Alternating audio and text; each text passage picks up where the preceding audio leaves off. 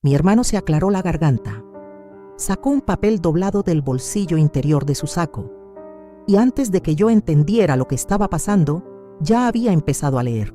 Estas son las últimas palabras que mi padre me pidió que compartiera con la familia. Yo estaba sentada al fondo de la sala. 3 años cuidando a ese hombre. 3 años sin dormir una noche entera. Y ahora mi hermano, que no apareció ni en Navidad, estaba de pie frente a todos, leyendo una carta que supuestamente mi padre le había dictado. Nadie me miró. Eso fue lo primero que noté. Yo tenía una tienda de telas a 8 cuadras de la casa de mi padre. Eso me convirtió automáticamente en la que podía.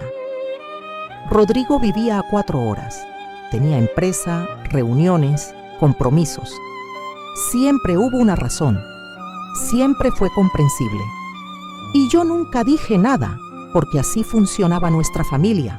El mayor tenía el apellido, el peso, el orgullo. Yo tenía la llave de la casa. Durante 3 años fui médica, cocinera, chofer, contadora y compañía. Fui la que estaba cuando mi padre no reconocía su propio nombre. La que dormía en el sillón del pasillo por si algo pasaba en la noche. La que canceló un viaje a ver a su propia hija para quedarse en ese cuarto con olor a medicamento. Rodrigo llamaba los domingos, 10 minutos, a veces 15. Yo nunca guardé rencor, o eso me decía. Llegó el día del velatorio con un traje gris que nunca le había visto. Llegó con su esposa, sus 2 hijos adultos y una actitud de hombre que regresa a lo que es suyo. Me abrazó, me dijo que yo había sido increíble, la palabra exacta, increíble, y yo acepté el abrazo porque era el día del funeral de mi padre y no era momento para nada más. Lo vi hablar con los primos. Lo vi recibir el pésame de los vecinos como si hubiera estado aquí todo el tiempo. Lo vi caminar por la casa con una seguridad que me resultó extraña, como alguien que ya sabe lo que hay adentro. Mi padre me pidió que dejara clara su voluntad ante la familia, ya que en los últimos meses no pudo hacerlo formalmente. La sala estaba en silencio. 20 personas. Primos, tíos, vecinos de décadas. La esposa de Rodrigo con las manos cruzadas. Sus hijos mirando el piso. Yo escuché con una especie de calma que no entendía todavía. La casa familiar quedará en manos de Rodrigo como el mayor, para que la administre y preserve para las generaciones futuras. Nadie se movió.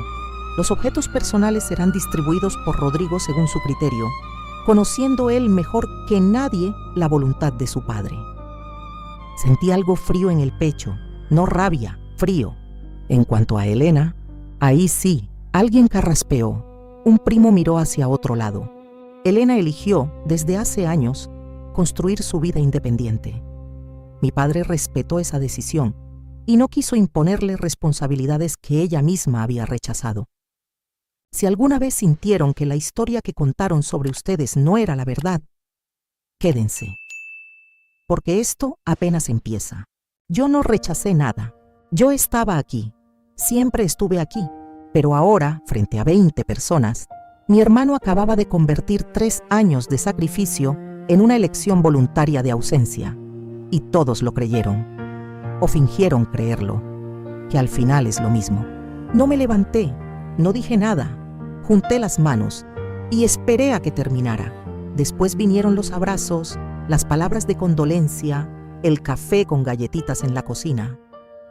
Nadie mencionó la carta directamente, nadie me preguntó si estaba bien.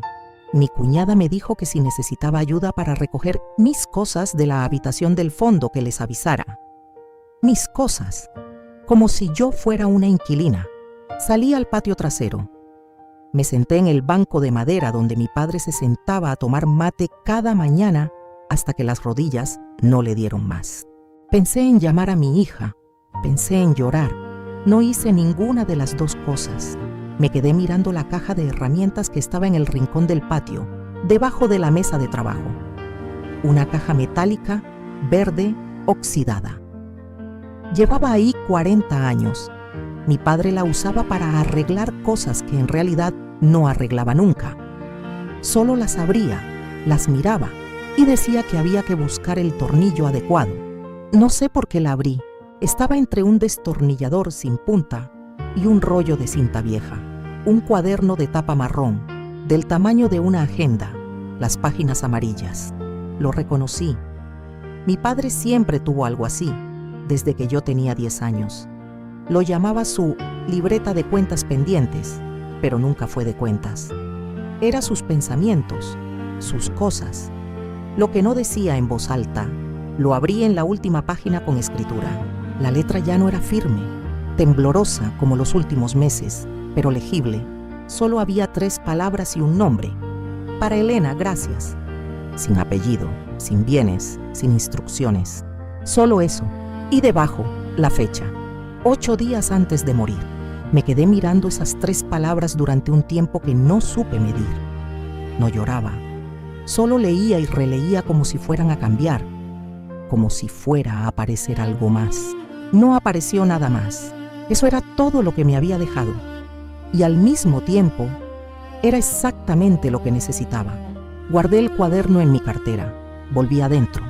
En la cocina, Rodrigo estaba explicándole a un primo los planes para la casa. Reformas. Posiblemente alquilarla. Tal vez venderla si la familia lo decidía en conjunto. Lo dijo así, en conjunto. Me acerqué. Le pedí ver la carta que había leído. Me miró un segundo. Luego sonrió. Esa sonrisa de hermano mayor que significa, ¿en serio vas a hacer esto ahora? Y me la pasó. La leí, letra de Rodrigo, no de mi padre. No era difícil saberlo. Yo había leído la letra de mi padre durante 3 años en recetas, en listas de medicamentos, en papelitos pegados en la heladera. La letra de Rodrigo era más erguida, más controlada. Nadie más lo sabía, o nadie más quería saberlo. La carta no era del padre, era de Rodrigo. Y lo que decía sobre mí, que elegí mi independencia, que rechacé responsabilidades, era una mentira construida con cuidado, en el lenguaje justo, para que nadie cuestionara, para que todos asumieran que yo había decidido no estar. Lo miré. Él sostuvo la mirada. Si sienten que alguien reescribió su historia cuando ustedes no podían defenderse, cuéntenme abajo. Quiero leerlos. Tenía el cuaderno en la cartera. Podía abrirlo ahí mismo. Mostrarle a toda la familia la letra temblorosa de mi padre. Esas 3 palabras. Esa fecha. Preguntarle en voz alta al Rodrigo cómo es posible que el hombre que me escribió gracias 8 días antes de morir sea el mismo que supuestamente dictó una carta borrándome de su historia. Lo pensé, vi las caras, los primos tomando café, mi cuñada ordenando platos, los hijos de Rodrigo en el pasillo. Y entendí algo que tardé un rato en procesar completamente. No iba a cambiar nada, no porque la prueba no fuera suficiente, sino porque estas familias no funcionan con pruebas, funcionan con narrativas. Y la narrativa de Rodrigo llevaba años construida. Él era el responsable, el adulto, el que cargaba con el apellido. Yo era la hermana que siempre hizo lo suyo. Una hoja de papel temblorosa no iba a reescribir eso en una tarde de funeral. Doblé la carta de Rodrigo, se la devolví. Está bien, le dije. Él frunció el ceño levemente. Esperaba otra cosa. Está bien, repetí, y fui a buscar mi cartera. Me despedí de los que estaban cerca. Un beso, un abrazo breve, la frase de rigor.